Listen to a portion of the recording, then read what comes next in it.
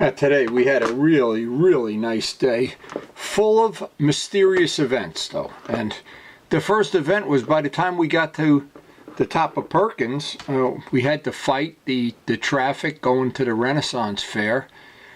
So my suggestion is, you know, for anybody going up to Perkins the next couple of weeks, just avoid the Ren Fair. It is just unbelievable how bad it is. It was really terrible. Now, I almost got a ticket. I cut across the yellow line and tried to go up the other back way, and Vince did too, and the cop hollered at Luciano, so I guess somehow we ducked the bullet there. Nobody got a ticket. Now, I took a picture of this bike, introduced myself to this gentleman. I thought I had seen this bike at Pocono at our track day, but it turns out it wasn't his bike. And he was at Millville, so maybe there's more than one of these, but I think this is really a cool paint job. Anybody that knows about Claire Chenault and the Flying Tigers, this is pretty much their logo, and that's really a cool thing. I kind of like it anyway. And of course, Pokey and Vince debating the merits of never paying list price for anything but a banana. And Chuck with his KTM. Supposedly he's going to get the first one of the 390s. I hope he does, then I'll get to ride it. And one of our other friends who has a little bit of a chip in the paintwork here, and I'm hoping, now I know because he's not computer literate, he may not be able to see this video, but if he does, you know, we need to bring this piece of the fairing over, and at some future time convenient for him. Now he was also talking about, and we mentioned it to Luciano too, about making a Street Fighter, leaving all this plastic off and just letting the engine show, and I kind of like that. I kind of like that Street Fighter look. Now, one of the things we always have, it seems like whenever I bring the R1 there, we always have somebody criticizing and oogling and putting bananas in the air intake and I don't know what, but we had a real lot of fun with these guys over here. They were kind of oogling it. I think some of them have R1s or whatever, but we were chatting with them for a while. Real nice guys and kidding around. We were trying to determine what we're going to do on this bike if he brings it down to the shop. And by the way, you're always welcome to bring it down. We'll always try to do what we can. Chuck, of course, we've done his OSA, several of his other projects that all pretty nice. And I have to mention, when I was down in in North Carolina, how many of these Can-Ams there were. There were just as many Can-Ams as there were regular motorcycles. It was ridiculous. I took a picture of this because I wanted to see what this looked like from the front. See with these air scoops, I'm wondering, once you take this piece off, you got to reposition the blinkers.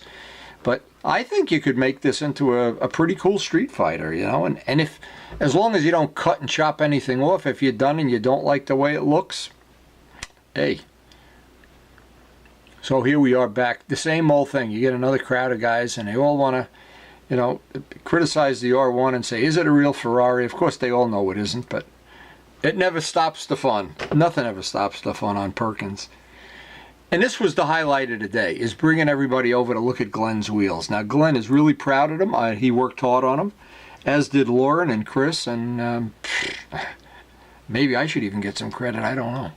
But anyway, everybody really was oogling this bike. They were impressed with a lot of things on it. Now, over the winter, we're going to make some carbon fiber mufflers like the ones on the R1. Similar, anyway, not exactly the same. But that's an upcoming project. We'll put it on YouTube, of course, along with everything. We like to share all the adventures because motorcycling really is an adventure. And if you know where you're going, it's not much of an adventure.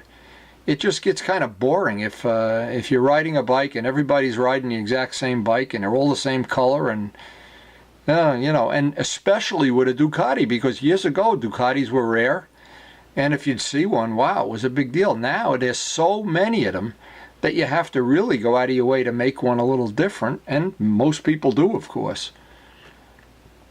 But the gold wheels really set this off, and it doesn't really show in, especially on a video like this, a low resolution video, but it absolutely looks great in person. And you got to get the sun at just the right angle and they sparkle.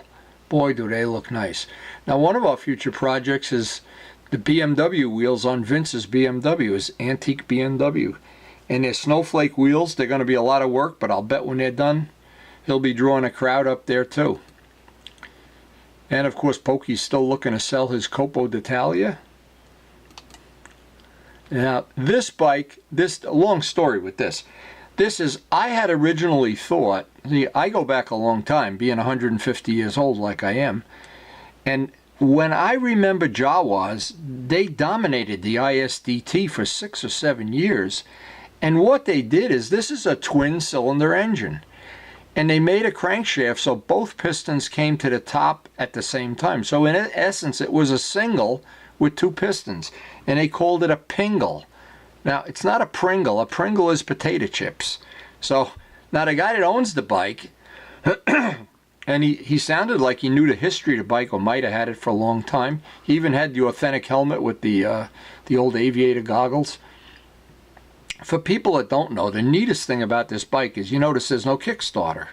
Well, the shifter comes back up and somehow clicks and becomes the Kickstarter. And we were asking the guy, and he really was a cool guy, you know, does it start on the first kick? And he says, oh, you know, sometimes it does. Well, you know, soon as you put a video camera on, it's not going to start. But so I told him, I said, you know, we have this girl that rides with us, Lauren, and she can kickstart a Harley with 1 kick every time. So, or Ducati or whatever. I don't even know, did they ever make Ducatis with kickstarters? Anyway, we looked at this bike, and the more I looked at it, the more it brought back a lot of memories of the Jawas. They used to make great dirt bikes. They were world champion dirt bikes. And this one being a very unusual bike, it was kind of I took some pictures of the motor itself. Now I could just pick, here's the owner here. Here's the crank, the crank. It looks like kind of like a Triumph, but I could picture. Now, Luciano mentioned to me that this bottom part of the cylinder is cast into the crankcase. And, of course, Luciano's a super expert on old bikes. And this, now imagine if you took this piece off and polished it, or chained Glen to the polishing wheel. Lauren and Glen could polish this up. Ooh, this would really look nice. It looks pretty nice now. Now, it's cool. The carburetor is under this little cover, and he was having some issues with it, and I don't know what, but it's a driver, you know, and it's really in nice condition for a bike this old. I'm not sure if it's a 50s or a 60s bike, but it's an old bike. And you pretty much can always tell an old bike by the size of the drum brakes. And I mean, these are bikes. Bicycles have bigger brakes than that now, but of course it was from the time. The tank was in mint condition. The tank is spotless. Look, you can see the reflection of everything going on here. And I looked at a lot of the stuff, looked pretty nice and clean. It didn't even look like it needed a lot of work to really clean it up. A little polishing, a little degreasing, and the mufflers weren't rusted. Usually, you know, there'll be some rust on these, or they'll rust out or whatever, but it has this cool toolkit on the side of the bike that all steel. The whole bike is steel. There isn't a piece of plastic on a whole bike. And we got a little video, I'm going to send it out separate, of him starting it, and everybody kind of the comments of the peanut gallery. Of course, it's easy to be in a peanut gallery when Tim's Norton starts every time on the first kick. Nobody even bothers to watch him start it anymore, but I remember a time when I ran over to see if it had started on the first kick, and it did. So that probably says a lot about the guy that restored the bike, or the guy that owns it, or whatever. If it's a first Kickstarter, that's really cool. And again, this was an old helmet. He was telling a story about the helmet. I don't know what the story was. And the goggles, he's got these things that, you know, make you look like you're a World War I pilot or something. And so here he is getting ready to leave, and he drew a crowd. Now, this is always funny to me. The whole mountain is full of bikes that are $20,000 and $30,000. Panigales, Harleys with thousands of chrome blivets on them, and just every combination of money bikes and BMWs and everything. And you ride up with an old Jawa and you steal the show. It's unbelievable. Now, some of our friends that had the R1s, as we were doing some R1 pictures, this guy drove through. We saw him later in the park. He actually drove past where we were eating. A real nice clean R1. Another one with the dull paint. He's got aftermarket mufflers on there. I didn't notice what brand they were. And of course the the Ferrari bike. I'm not sure. We're running out of people we can fool with that. But you know, there was some kind of saying that you'd never lose money betting on the intelligence of somebody. I don't really remember it, but anyway, some of the other people with their bikes. Glenn was excited about this because he had one of these at one time, and he ran over to see it and check it out. They had this big guy with, not sure what kind of breed of dog it was, but really nice dog, friendly. And we got this guy driving in with this Humvee. I guess he thought he was going to Iraq today or something, or Afghanistan, or, yeah, for all I know, he could be an ISIS terrorist. Who knows? But anyway, and Jerry's checking out the gold wheels, and of course, everybody liked the gold wheels. Now, just picture this bike. Once we get the carbon mufflers on it, we're going to do the engine case gold. We're going to do some of this Tuesday, by the way, and we're going to do some furniture refinishing. And I could say it as many times as I want. I'm very proud of Glenn, how he did this job. This was really a lot of work. And it really sets the bike off, especially in a crowd. And up there, sometimes there's 25, 30 Ducatis, and they all start to look like, you know, it's very similar. And then you see one with something really custom or something you haven't seen before, and it sets it off. One of my favorites. I wish I had one. It's got the QQ plates going on there. I wish I had one of these too. This is for when I get too old to ride motorcycles. We'll definitely consider getting something fun, something to restore and work on and polish and stuff. Now, I looked at this bike. I didn't see it right away, but the paint on this was really incredibly nice. But many of the Harley colors are really, they float my boat. Just the solid colors are so nice. They really are.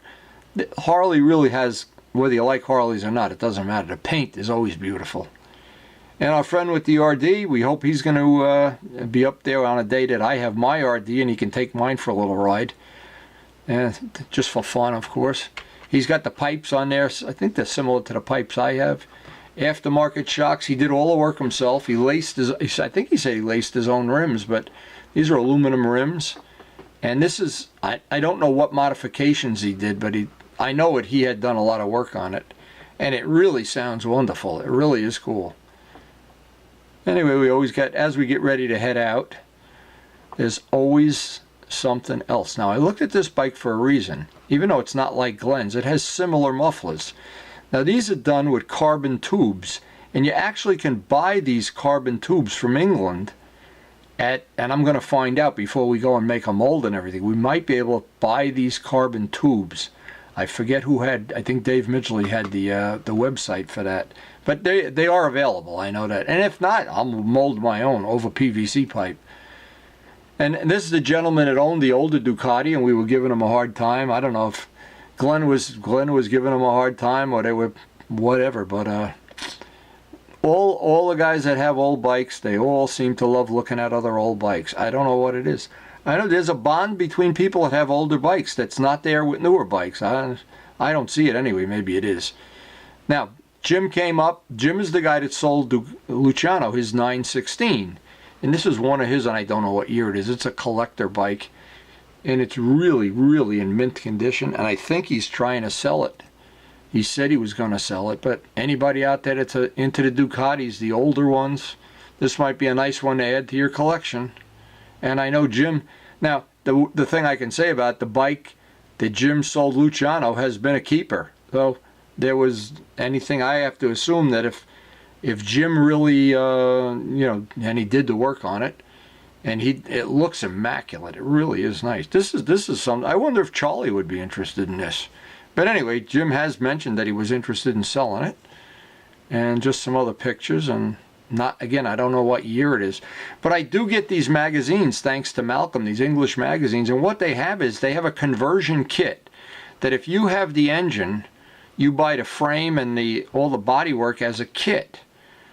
And then you can pick which some of them came red with green here, and the same similar paint job. And for a project bike, if you had a Ducati engine, let's say you had a Ducati that was in an accident, the frame was bent and the front end was shot, this would be a great project bike, something like that. And boy, again, a bike that just draws a crowd wherever it goes, and Jim rides it real hard. It's a good runner. Now, we sent this picture. I think Glen tried to send it to Chris. He didn't have her phone number right handy, but we tried to send Chris this picture, so maybe if she was leaving the zoo early, she could come up and join us here. But hey, we really had a really special day. And this is the place, what we would do, and everybody that would ride by, there was a car show or something going on. It was all antique cars, bikes going by. And you couldn't go up 218 to the mountain, so they would all go up the road one way, turn around, and come back. So we had like customs on parade. It was really a cool day. And of course, just, you can see by the empty plate, we all cleaned our plate off. We had a great lunch, and then a really, really nice ride back. Now, when I got back, of course, my life hinges on a lot of things, changing baby diapers among them. This was a day I know that the baby wouldn't be there, but Karen had a bunch of her friends over they were doing some craft work. Now, and the thing is, the girls were all out on the porch doing craft work. But I'm going to be making this lady here is making house wreaths. If you looked at our house and you saw the wreath, she's going in her own little niche business. In fact, she had some of them here. She had a few with her, and I want to make her a display rack. So that's one of our future projects anyway. But anyway, here's the other part of this. Any day I get to ride the R1, it just reminds me, there's such a difference between riding a modern bike with modern tires and modern electronics and fuel injection that's all metered out. And then I think how different of an experience it is than some of the older bikes I have. And you would think, at least at some level, you'd say, oh, who would ever want to ride an old bike? And then I ride this bike, and the next day I'll ride the old bike, and I say, I'm glad I have them both. It really is an eclectic experience to have really old bikes like the RD that you can twitch around, and a bike like this that you can just lean on. And by the way, this is funny. On the way back from the ride, I ought to end this now. On the way back, I was coming down a long way, down Longmeadow, and a guy on one of those Harley, and I don't know what they are. They're a Harley, but they have the water-cooled engine. They're not sportsers. I don't even know what the hell to call them. Anyway, the modern ones that are like a sport bike, they're pretty fast anyway. And he pulls up to me on Longmeadow, and he looks at the bike, and he gives me this, hey, is that a Ferrari thing? We start running down Longmeadow at full bore, and I was amazed because I had heard that those bikes were really, really fast, and it didn't look that fast when I was riding anyway. And anyway, long story. Then at the end of it, we stopped and chit-chatted for a few minutes, and I told him it's not really a Ferrari. I was thinking he'd say, well, my bike's not really a Harley either. So anyway, a fun day, a really fun day.